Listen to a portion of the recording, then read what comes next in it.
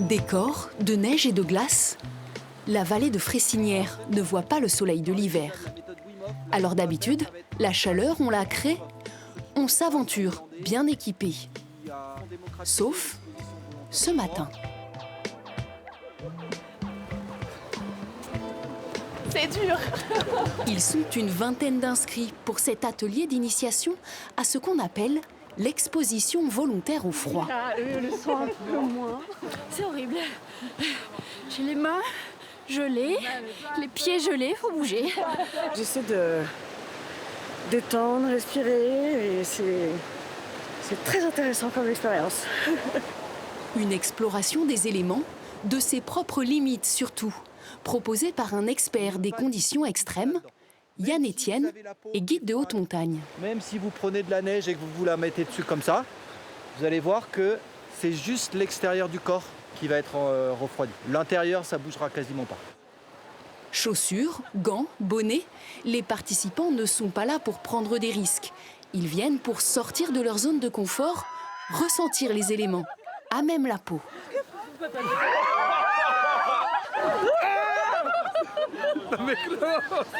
Bah, ça brûle là. Dans le creux des épaules, c'est... Tu veux que je te l'enlève? Non, ça va, je suis dans l'acceptation, là. Le froid, mais dans la joie, Yann a découvert la pratique il y a 5 ans.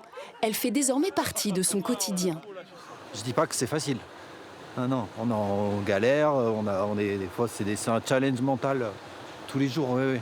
Il y a quand même plein de moments où on se dit qu'est-ce que je fous là, je serais pas mieux chez moi dans mon canapé.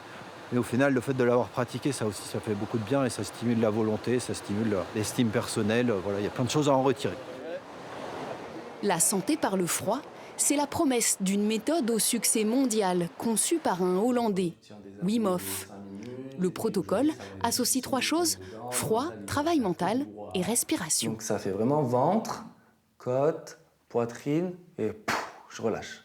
Si on prend chaque pilier individuellement, il n'a rien inventé de spécial. Là où il a été intelligent et malin, c'est qu'il a eu l'intuition de tout mettre bout à bout. Et donc en fait, on retrouve des inspirations du yoga Tummo, du yoga tibétain, du yoga forcément classique avec le pranayama, la respiration. Le groupe part ensuite s'immerger. Et ce matin, sur le lac, il faut bien la pioche. Alors, on va regarder à combien elle est. 1 degré. On expire, on va venir s'asseoir par terre. Allez, sur l'expire. Voilà, sans hésitation. Là, pour l'instant, tu acceptes. Tu acceptes le message, c'est intense. Voilà.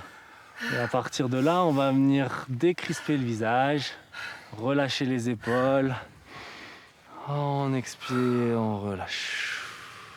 L'exercice exige des précautions médicales, vérifier sa santé cardiaque notamment. Voilà, La médecine du sport utilise le froid aussi, mais appelle à la prudence sur ces pratiques à la mode.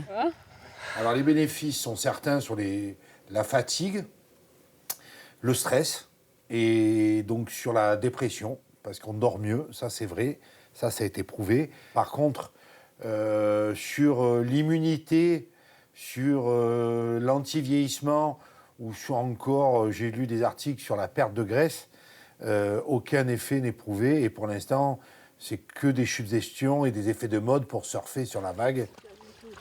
Cette fois, le groupe est resté un peu plus de 4 minutes. On ressentit une éternité. Ouais, c'est saisissant. Après, on arrive à se relâcher, mais c'est vrai qu'on le vit au début comme une attaque un peu du corps. Ouais, non, c'était pas facile. Mine de rien, même si ça a été dur, on est très fiers de l'avoir fait. Après, dans la vie de tous les jours, quand on a un petit pépin, un petit coup de stress et tout, on est mieux capable de le gérer. Si les bains glacés deviennent un business, Rémi, lui, tient à une pratique toujours en nature. L'adrénaline n'en est que plus forte, comme une parenthèse, un peu givrée.